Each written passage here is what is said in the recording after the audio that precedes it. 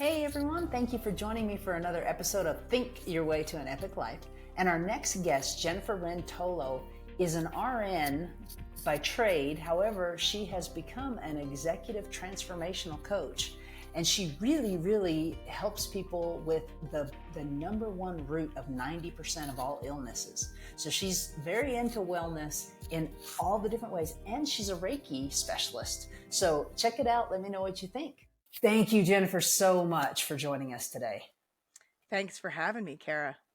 This is going to be back and forth like a ping pong ball match because you are singing my song, you're speaking my language.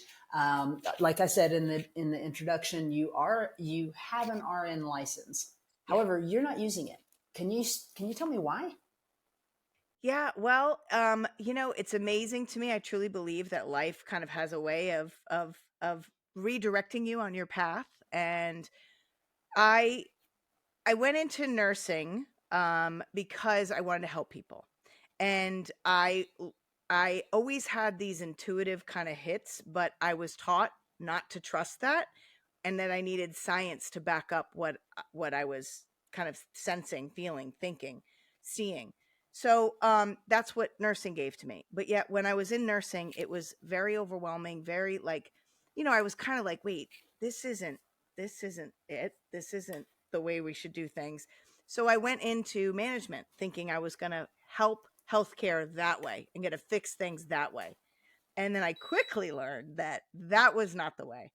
And it really was the illness of my kids, like going through, one of my sons had a stroke, another son. And that was truly my awakening to the gaps in healthcare and the areas that were missing in healthcare education for myself as a nurse and my husband as a surgeon. Like there were just massive gaps that people weren't talking about. And the way that we were approaching patient care and healthcare, there were just so many things that were missing. So I dove into all the holistic stuff for myself first to help me heal my children.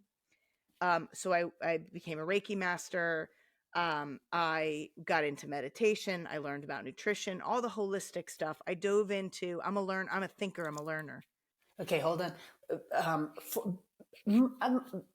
I don't know if all my audience knows what Reiki is. Can Okay. you explain that? Yeah, sure. So Reiki is a form of energy medicine, a form of energy healing. It's very hard to describe, and again, it's there is science behind it, but it is hands-on. It's basically the Reiki practitioner, which would be me, is putting my hands on and kind of tuning into the energy of the person that I'm working with and helping to move the energy in the body. It's been shown to help with relaxation. It's been shown to help alleviate pain. It sort of just opens up. Our body is made of, Ayurveda talks about this, but our body is made up of chakras and energy systems where energy is kind of spiraled and pooled in the body. So what Reiki does is it sort of tunes in and is like energy connecting to energy and moving the energy in the body to open space for the energy to flow.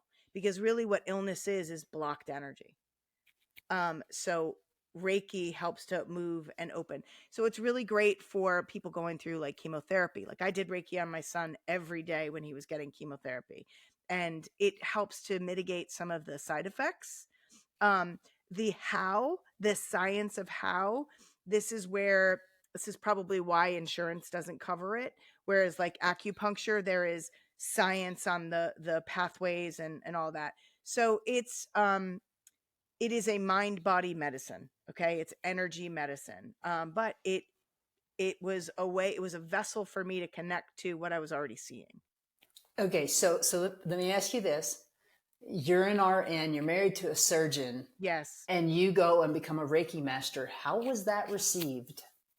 Oh, let me tell you, that's like not even the craziest stuff that my husband has. I communicate with angels. I can channel. I can, I literally am a soul connector. So I literally can look into people and I can see things I can't explain. Like I can see parts of the body, medical intuitive. Like I can see certain things that it's hard to explain. And for a while there, my husband didn't understand, but this is the beauty of when you are in it, when you are in challenge, like with me, with my son.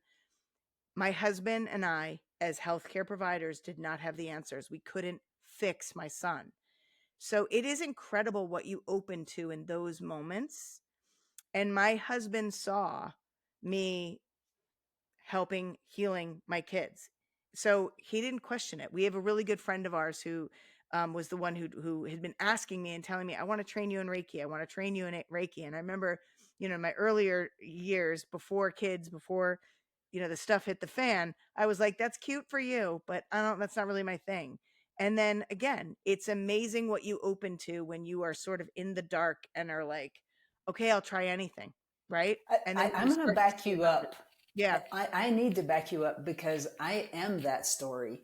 Like, I've got some health issues that I've been to the Mayo Clinic, I've done it all, and it's none of that is working. And so I am right on this path with you. Yeah. And I, guys, for the audience, for you listening, I get it if you don't have an open mind, but I Oh, assure yeah. you, your mind opens up when medically the professionals don't know what to do. And Exactly. so please tell us, if you don't mind, I don't want to get too far off track, but No, please tell us the healing stories of both of your sons and yourself. sure. Okay.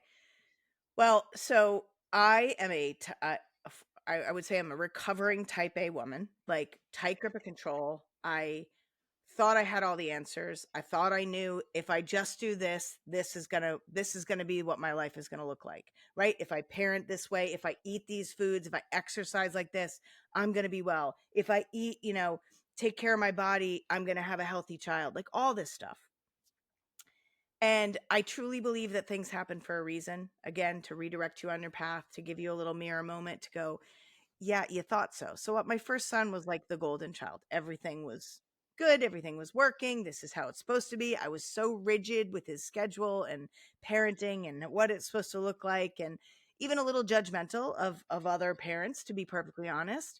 And as a nurse, as a critical care nurse, I was very like, this is what you need to do, very kind of like um dogmatic in, this is how life is supposed to be. If you, just do XYZ, then this is going to happen. And the universe, God, whatever you want to call it, was like, you think so?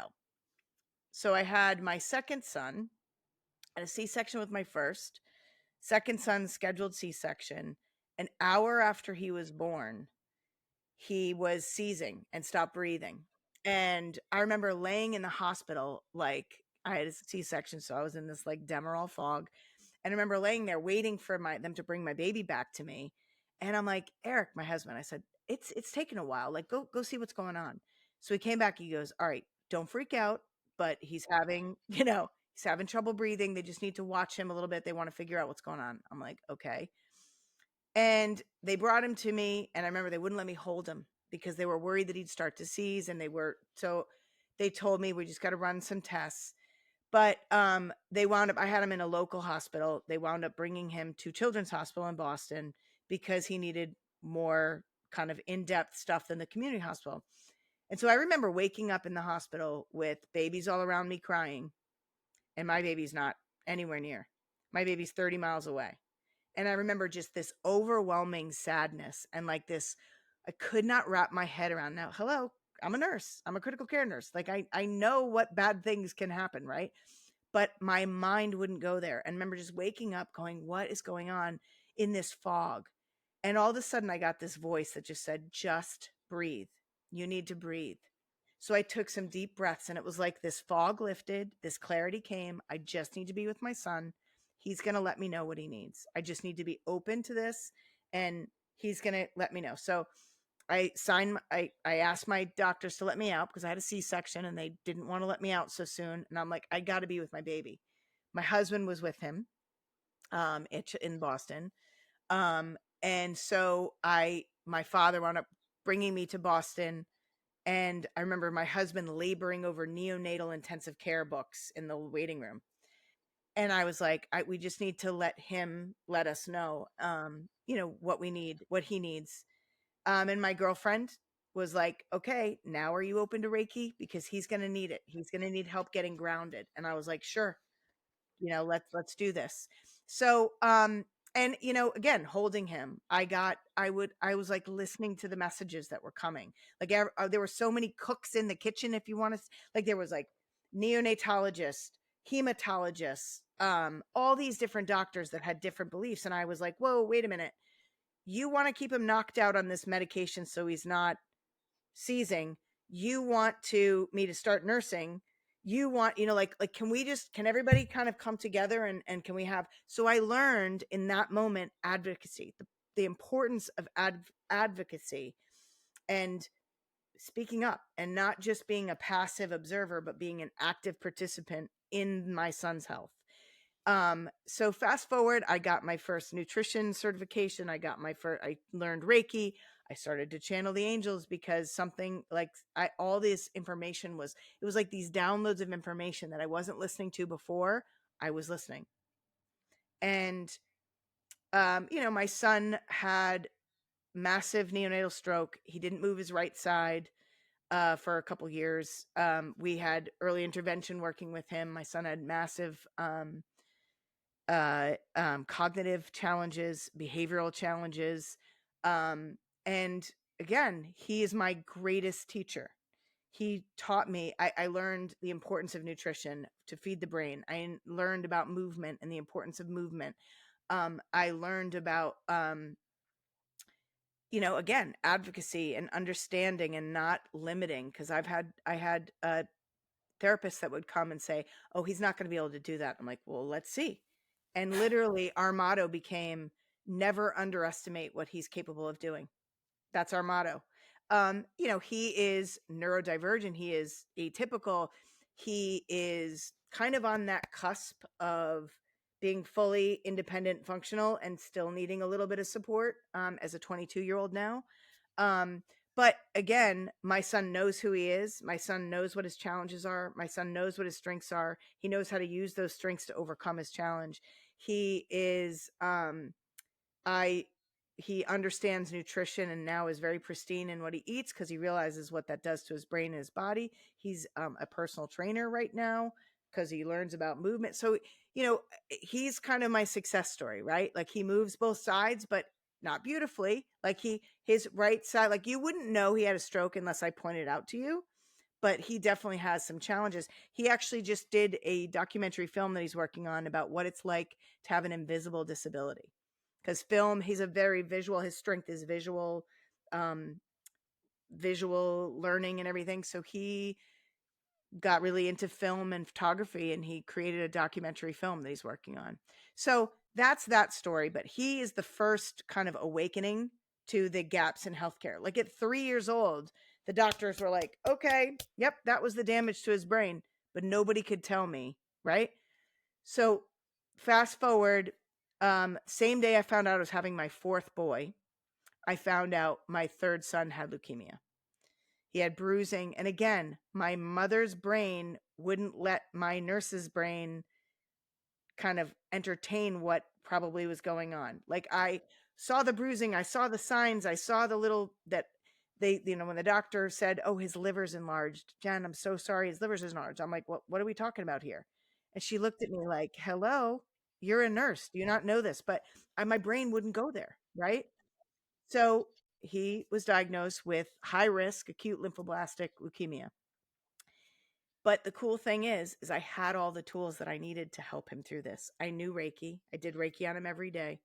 I knew about nutrition. So I knew even when the doctor said just get calories in him, I knew the quality of those calories mattered. I knew about the power of positivity. So it was really important to me to stay positive and stay hopeful. And I surrounded myself with people that were that way. And I made it very clear, like when people say, what can I do for you? I'm like, remind me to laugh, help me laugh, like those kinds of things. My husband and I got closer because we knew like we're in this together. Right. So my son never had the bad side effects. He never had mouth sores. He never had, the, nausea, vomiting. So the bad side effects, cause I did that with him. And I truly believe that it was like a soul contract between the two of us. Like, you're going to go through this. And he's in school now. He's pre-med in school. Woo! He wants to be a doctor. Yeah. Now, he has challenges, right? But I remember he wrote his college essay because for a long time, I have 4 boys. So he was known, my second was known as the one that had the stroke, and my third was known as the one that had cancer, right? And my son was like, I'm really tired of being known as the kid that had cancer. Like, I don't remember that part. I don't want to do this anymore. We did this thing called the Pan Mass Challenge, which is a 190-mile bike ride for the Jimmy Fund, which is a cancer at Dana-Farber Cancer Institute. So he was always the pedal partner. He was like and this is my introverted kid who doesn't like to be the center of attention. Who was the center of attention for this thing? And he wrote his college essay about identity and how you get to choose your identity. And he didn't want to be identified as the kid that had cancer. So he was exploring other identities. And it was really interesting. But again, what I learned through all of this is the importance of your lifestyle, the importance of mindset, the importance of knowing who you are, knowing who you're not, and embracing every part of you, and stress management to show up your best self, because when you're stressed, your brain's not going to function optimally. So that's something that we've worked a lot on with my son. For your brain to function, here's what you need. You need good sleep. You need hydration. You need to calm your nervous system down. So all of these things, everything that I teach my clients, I learned through my children and this journey with my kids. Now, for myself, because that type A person, I was trying to fix everybody and show up for everybody and do everything for everybody, I burned myself out. I had irritable bowel syndrome. I had horrible migraines to the point where I thought I was having a stroke one day. And I was so stressed out because I had a lot of challenges, and my husband's a surgeon, and my husband wasn't around a lot. So it was me that was doing this. And I had, it was really important for me to show up for my kids, but unfortunately I was showing up for everybody, but I wasn't really showing up for myself. I had my own business at this point. I'd started Butterfly Family Wellness, to use all this stuff that I learned and help families. I wrote this book called My Family Fuel, Busy Mom's Guide to Healthy Living. So I did all this stuff trying to help other families have healthy families, but I was not healthy myself because I was so stressed. So it was that kind of turning point for me that was like, okay, your kids are okay now. Now you got to focus on you, and you have to manage your expectations. You have to manage your mindset. You have to manage your own nervous system, you know, and that kind of was where this whole healing journey has taken place, and why I do what I do. And now I teach this in schools, in a nursing school. So It's so cool that when your brain had stopped and you couldn't think, you heard to just breathe, because breathing is so important. And guys, it's probably the easiest thing you could do. Talk about a quick hack. yeah, it is the most accessible tool for stress management that you have, is your breath. Yeah. So what's a quick, let's say that you're in a conversation and you can't leave. Yeah. It's maybe a superior or whatever, and you Yeah. can't leave, and you're stressed, you're about to explode. What do you do in that situation? So I have a couple of things that I do that I've taught, even my husband, I've taught to do this, and I call them mindful moments. And it's really important. A lot of people think stress management needs to be this lengthy process. It's, first of all, I teach something called the ABCs of stress management. A is awareness. You have to be aware of, okay, I am like stressed out of my mind. My body is tense. I am triggered. I am hot. I am whatever. You have to be aware of that in the moment. And then B is balance your nervous system with breath. So one of my favorite tips is put one hand on your heart, one hand on your belly, because that grounds you and connects you to your body. And take 6 slow, deep breaths, feeling your warmth of your hands, feeling your belly move with your breath, your chest move with your breath. And it really anchors you in the present moment and calms your nervous system. And then just ask yourself, and the C part is connect. What is it that I need in this moment? What do I need in this moment? and do it. It is so common for women to do exactly what you do. It's hardwired into women to do that. Yeah. And for them, self-care equals selfish. Yes, which What is do you have not. to say to that? I have to say that self-care is actually preventative healthcare. It really is. Self-care is giving yourself a moment to pause and notice, okay, what do I need right now? What's going on? And to take I call it like filling up your own energy well that everybody else comes to drink out of. It's the way that when you show up for yourself, you can better show up for others. When you let everybody take from you without any sort of boundary and without any self-care to replenish that energy, then that's when you get burned out. That's when you run on fumes. That's when you are reactive versus responsive. You are not showing up your best self when you get, it's like a battery, right? Like our phones. We all love our phones, don't we? Hmm. So think about when you let your phone just run because you're using your phone and you're not noticing that your phone is running out of battery and you have to take a minute to plug in your phone. Now, does that mean you can't use your phone while that's happening? No, you might be able to, but you need to notice the awareness and plug in, which is that balance. You need to balance that energy for a moment. So then you can use it to connect, right? And that's, I mean, one of my favorite analogies, Kara, is imagine you're a car and your body's the car, your brain is the engine, and your soul is the check engine light, the signals that go on. Now, how many of us drive those cars? And I talk about having that tight grip on the steering wheel. Driving that car, tight grip on the steering wheel, focus on the destination.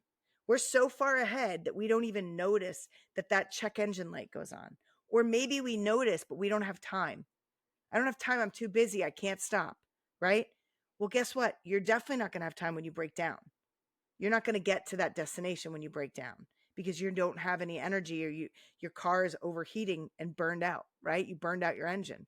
So notice that check engine light. It's a signal. Just like our emotions, our body signals to us when it needs a little attention. When we give ourselves a moment to just pause and reset, reconnect, that's self-care, right? Depends on if you have 1 minute, breathe. That's self-care. A shower is self-care, right? Drinking water is self-care, right? So this is ways that help you function optimally. It's like, again, that check engine light comes on. That's your soul saying, okay, you got to pay attention to your mind and your body right now because you're out of balance. You need to just pause and get back in balance. So honestly, when I say to a lot, and a lot of my clients will be like, those high achieving moms, I don't have time. I don't have time. Self-care is selfish. Or I literally had a client say to me, every minute counts. So I have to be productive. And I said, believe it or not, pausing and resting is one of the most productive things you can do because it's like recharging your battery.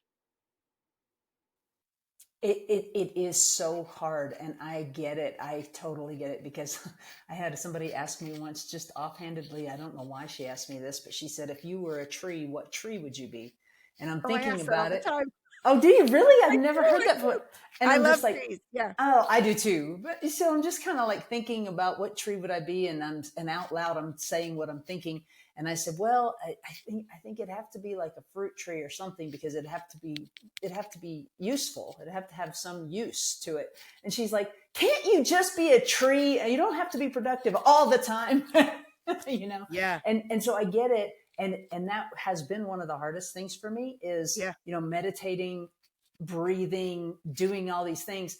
It feels like I'm being lazy or I'm, right. And I know better. That's the mindset of this grind that we're in and this the paradigm shift that needs to happen as far as women. Women are multitaskers. Now, how many of us, we wear this badge of being a multitasker, but what we don't realize is multitasking actually is more of an energy drain on us than anything else, because we can't fully give 100% of our attention to anything because we're spread so thin, and that's what becomes draining. And how many times when we're multitasking do we make mistakes? Hello, all the time. I call it juggling balls. And when you have too many balls in the air, you're going to drop one, and then you drop all of them, and then you got to pick them up and start all over, right? That's not efficiency. But we are told that we have to be successful and do everything and be everything and show up for everything and everyone at all the times, that and we feel guilty when we don't. We feel guilty when we take that pause. But what we need to realize is that pause, that self-care, is our superpower. It's like our power pack that charges us and makes us better able to show up for all the different things than anybody else. I'm telling you, show me one man that can do the things and show up like a woman can. Right? I mean, there are some incredible men out there. I'm married to one, but he can't keep as many balls in the air like I can keep in the air. And I can only do that by taking care of myself and prioritizing self-care, because it's like it's like a supercharger. Yeah, no, I have learned it, and I agree, and that I'm 100% behind it. Breathing is such a big deal as far as stress goes, and you're right. Stress, I believe, is the main cause of all disease. It is the root cause of about 90% of all illnesses. For sure, chronic stress. And so the difference between chronic stress, for you listeners that maybe don't understand, because there's a lot of women, a lot of my kind of success-minded, multitasking super women that are my clients will say like, "Oh, I don't really have stress." And I'm like, "Girl, I mean, let's just pull back for a second. There's a lot of hidden stressors that we don't realize, but so many of us have been in survival mode for so long that it's normal. Like, we don't realize. And so when we think of stress, we think of that acute event that becomes a stressor. Like, okay, the holidays, let's say, oh, the holidays are so stressful because I've got this and that and that. And so that's just one more thing added to the plate that becomes the stressor. But we don't realize that's the acute stressor. The acute stressor is something that comes and goes. It's not an all the time thing, but chronic stress is that mindset of you're not enough, you're not good enough, you're not doing enough. That's a chronic stressor that creates this engine drive that prevents you from taking care of yourself. Or the stress of I have to get all this stuff done because we have this expectation of perfection, right? That is a chronic stressor that creates this exhaustion because we can't take time off. We feel guilty when we rest. That's a chronic stressor. So when we think about, I call these hidden stressors, our nutrition, like our food, there's a lot of things that create inflammation in the body, sitting too long, right? Even if you exercise for an hour a day, if you sit for 5 hours a day behind a desk, that becomes a chronic stressor, creates inflammation in the body. So an acute stressor would be like, I sprained my ankle or I broke my leg. That's going to heal. A chronic stressor is something that's ongoing, that creates stress in the body subtly, but it builds and it builds and it builds, and then it creates problems in the body. But we don't realize that there are so many hidden stressors, that being in this survival mode is a huge, you're in fight or flight all the time. So that's why you can't sleep very well. That's why you don't digest your food very well. That's why maybe you have stomach, either constipation or diarrhea. That's why maybe you have, for me, I had migraines, the chronic migraines. That's why you maybe have anxiety or depression, because something is out of balance. That is stress on your mind, your body, and your soul. Or maybe you're not speaking up and you're following all the shoulds because you're a people pleaser. That becomes a stressor. That's a spiritual stressor. That's an emotional stressor, right? That people don't realize. So these are the things that I work with people on, are figuring out those hidden stressors and learning how to bring them out, look at them, and then make conscious and informed choices for their greatest good. You know, ladies, if you're at all interested in this, I just heard this yesterday and I thought it was so powerful.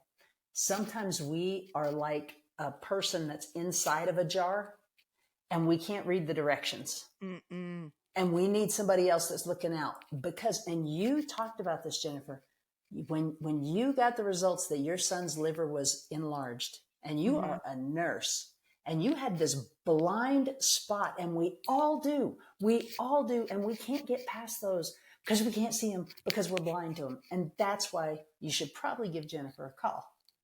Thank you. Or you're afraid. I mean, I get that a lot. People are like, I don't want because I'm afraid of what somebody's going to tell me, right?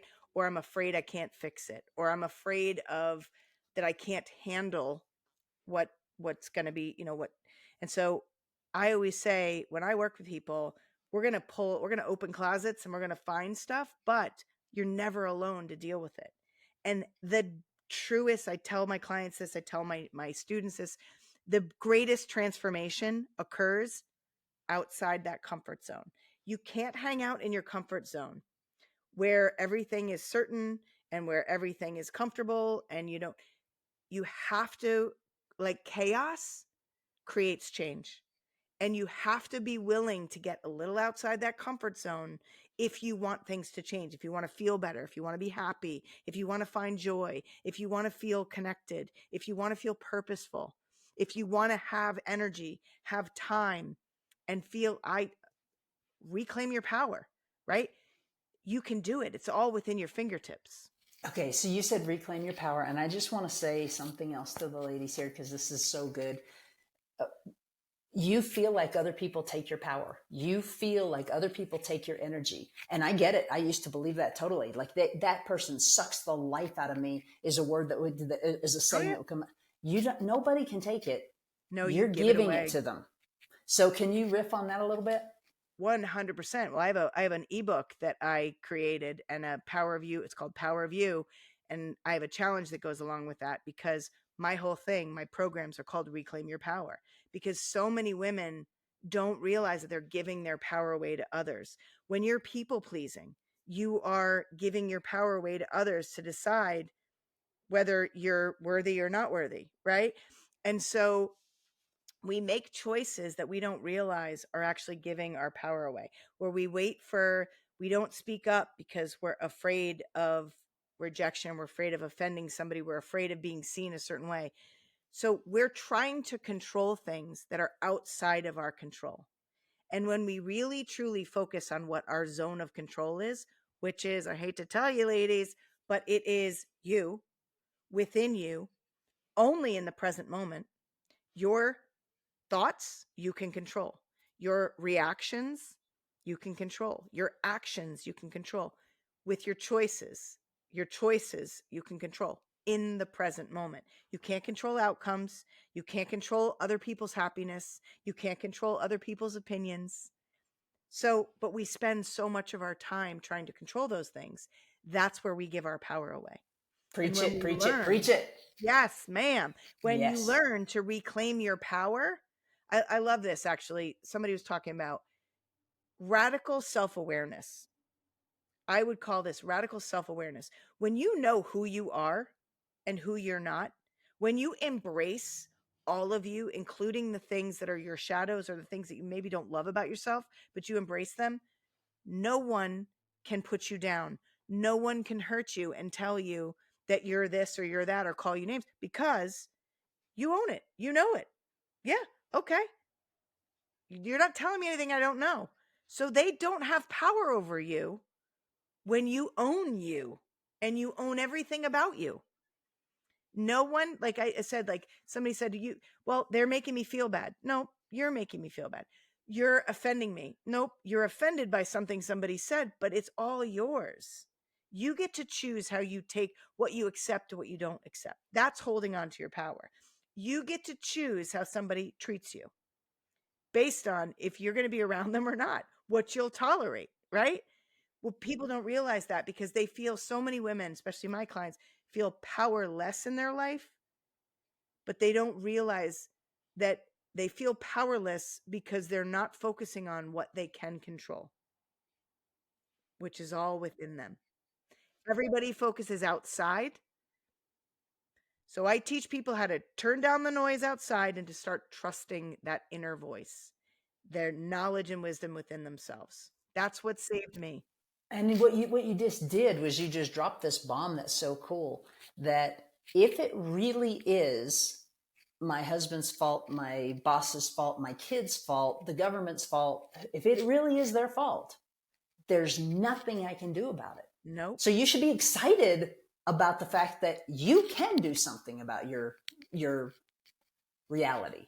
Right. Well, the really cool thing I love to tell people, you might be the problem or part of the problem, but the really good news is then you're also part of the solution. Now that's power. It is power. It is power. And it's power to know. It is. And it's not, guys, it's not as scary and as painful. And not that I've worked with you personally, and you don't seem very scary to me. I'm not scary. but working with a transformational coach it's an adventure. Pack your bags, you're going on a trip. I mean, it is an adventure. You're going to find out, who you really are and who you really want to be. And you're going to fall in love with yourself, and not in a bad way. And here's a really cool thing, and this is an empowering thing. You get to decide who the right coach is for you. You get to decide, am I vibing with this person? Do I feel comfortable with this person? And your body, your mind, your spirit will give you information. So I've had people that I'm not the right person for. And I'll tell you, if I am a truth sayer, like I don't sugarcoat things, but I'm right there with you. Right. But I also work with your guides, and the cool thing is when you're ready, things happen fast. When you're ready to do the work, it can happen fast, but you got to be willing to remove the resistance and to work to have the courage to kind of deal with some things that might make things uncomfortable, which is really looking in that mirror and going, okay, what part am I playing in this life that I maybe am not so happy in? Because it's at that moment that you get to go, okay, but here's how I can bring it back on track. And that's where a coach is going to help you. Like you said, Kara, read like from the external, we're removed from the situation. Sometimes when you're in it, it's really hard to kind of see where the problem is. So you almost need somebody to help you step back and see the big picture and go, okay, let's start here. And I meet people where they are. I don't have a prescription. I do have a series that I go through, my pillars, my 6 pillars in my program, but I meet you wherever you are. That's where we're starting, right? Whereas some people might have there's no one size fits all. There is in healthcare, in anything, there is no one size fit all, because we all come to the table with a different set of skills, with a different set of awareness, with it. So we need to be compassionate and gentle with ourselves first, and then with others, because we're all in this together, right? And we're all just figuring it out, doing the best we can with what we have. Some people have more, some people have less, and that's okay. Start with where you are and move on from there. And it's baby steps, guys. It's not 180-degree turn on day one. It's like just little bits add up so huge. It matters. It matters in a big way. It's amazing how just even the breath alone is like a game changer, right? Yeah. Okay. I feel like I could podcast with you for hours. I'm serious, because every single topic is just like, we could just talk forever.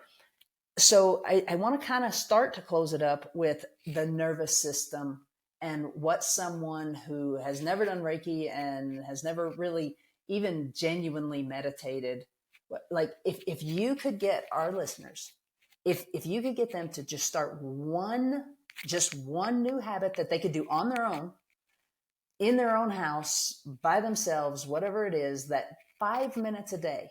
And they promise, if guys, right now, you need to make a promise to you. There's nobody watching you. There's nobody that knows, but you need to make a promise to you that look, man, things aren't working, and I'm going to do what this lady tells me to do for 5 minutes a day for the next 30 days, no matter what. I'm going to do this. what is the one thing they should do that's most important?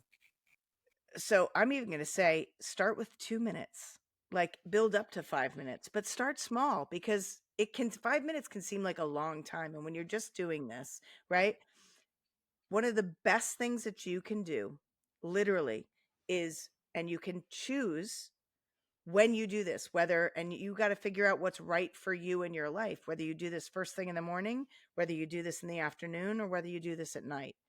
But give yourself a moment to just stop. Again, drop into your body, take some deep breaths. And I like to say it's like a body scan. Just take some deep breaths, maybe even put a hand on your heart and a hand on your belly, whatever feels comfortable for you, or just lay there or sit in a chair with your feet on the ground. Close your eyes and drop into your body and just take a couple of deep breaths and notice, where am I feeling tension in my body? Where am I feeling, what am I holding on to? Start with your body. And then breathe into those areas and consciously relax those areas on purpose. And then once you find that you've relaxed some of those areas, you might want to pay attention to any of the other areas in your body, whether it's your stomach, whether it's your chest, whether it's your throat, and breathe in and ask yourself and open to your guides, what am I holding here? What do I need in this moment? And it'll come to you. It'll come to you. And then trust that. Let that guide you. So it's like a little body scan meditation, but then you're going a little bit further. So the A is the awareness, right? The awareness of what's going on. The B is balance with your breath. So relaxing your body, relaxing your nervous system, because when you are triggered and you are tense and your mind is spinning, and your mind is going to have popcorn thoughts and try to pull you away from breathing and connecting to your body. Give yourself permission to notice it and go, okay, that's okay. I'm going to come back to my breath again. And I'm going to feel my breath move in my body. I'm going to come back to my body again. And I'm going to look at tune into the areas of my body. I'm going to breathe and give my attention to those areas. It sort of gives you a little something to focus on, a little anchor. Then the C part is connect to, what are you storing? What are you holding on to that maybe you can let go of? Or what is it that you need in this moment? Maybe you're holding something in your throat and you feel a tightness in your throat. And when you think about it, all of a sudden you realize, I need to speak my truth. I need to speak up for myself more. Or maybe you're holding something in your heart because you've got some anger or resentment towards somebody that you need to let go of. Or maybe you're feeling something in your belly because you're feeling powerless about something or afraid of something. So tune into that. It's information. Connect to that. Every day, the more you do that, the more you're going to just get it. And it's going to be like, okay, this is what I need today. It's like dropping in and connecting with your intuition and your soul that's going to guide you. And when your soul's guiding, it never leads you wrong. When your ego guides, it lies to you because it's trying to keep you safe. But when you realize I'm safe in this moment, I'm connecting to myself, I'm honoring myself in this moment, it is a game changer. I like to do this, depends on my day. I'll do this first thing in the morning sometimes if I have time.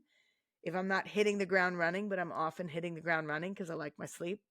But I'll also do this sometimes when I'm transitioning from like one thing to another. I kind of jokingly say I'm coming in hot from something. And when I know that I'm in that frenzied energy, this is when I'll drop in and go, okay, I got a second now. Or if I'm waiting in the car for pick up my son, I'll do this. So you figure out when's the best time for you to do this, but try this. A body scan meditation, connecting to yourself in the moment. Game changer. So for 30 days, guys, I mean, thank you for hanging in and watching the podcast this long, or listening to it if you're listening. And for 30 days, really, really give your family the gift of this, because you're still a people pleaser, more than likely. If you're not going to do it for you, do it for your family, because I can assure you, when you're that wrapped up and you're that tight, it's impacting the people that are around you. So absolutely, energy impacts energy. Yeah. Yeah, it's big. I think you're going to have to be a regular, Jennifer. This is so fun. So you are giving a free resource away on your site. What is that resource? I can't remember what I said, but I have two that I'll give you actually, if you'd like. I have one that is a free ebook, and it's the 5 steps to shifting your mindset so you can thrive. Um, and it's just a quick ebook. And then I also have a free empowerment breakthrough session that I would love to offer your listeners. If you're stuck and you don't know where to start, no commitment, just a free connection where I help you kind of sift through what's going on in your life, what might be some of the obstacles, and what can you do. Wow, that sounds super cool. That very, very nice. We will put the links to both of those down below. And don't be scared, guys. Like the phone call won't hurt. It won't hurt. I have No just been on the commitment. phone with her and it's been great. And it's no commitment. And a lot of people get afraid of like signing up for a call because they're like, they're going to sell me something.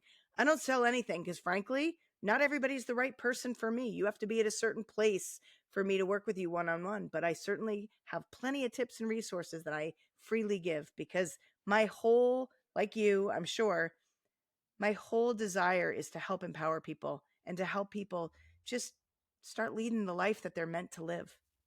Yeah. Yeah, absolutely. Thank you. So, what are some books, some podcasts, some things that you recommend for our folks? Well, I have my podcast, which is called the Simple Awakenings podcast. Um, and it's basically helping people find that clarity and that connection in the chaos of their lives. So Simple Awakenings is my podcast. I love the School of Greatness as well. That is a great podcast that I just get some inspiration from. There are a bunch of books. One of my books that I'm reading right now is called Good Energy by Casey Means. It's a great book that talks about sort of the healthcare and where we've gone wrong and how we can get back to the lifestyle and lifestyle medicine. To that point too, Dr. Mark Hyman, if you're interested in health and healthcare and wellness, Dr. Mark Hyman's The Doctor's Pharmacy is a great podcast as well. Perfect, perfect. And the last question I have, and I ask everyone this question, this is called Think Your Way to an Epic Life. So, what are some tips or tricks that you can give our folks to think their way to an epic life? Just open yourself to the possibility of more. A lot of times we limit ourselves thinking, well, I can't do this, or I have to have this first before I do this. So when you open yourself and just think, why not? Right? Why not? Just try. Just try this. Open yourself to more and challenge yourself to step outside of your comfort zone because that's the only place that we can learn and grow and get that more. When you stay in that comfort zone, it's like that's where you get a little stuck. So I would say explore more.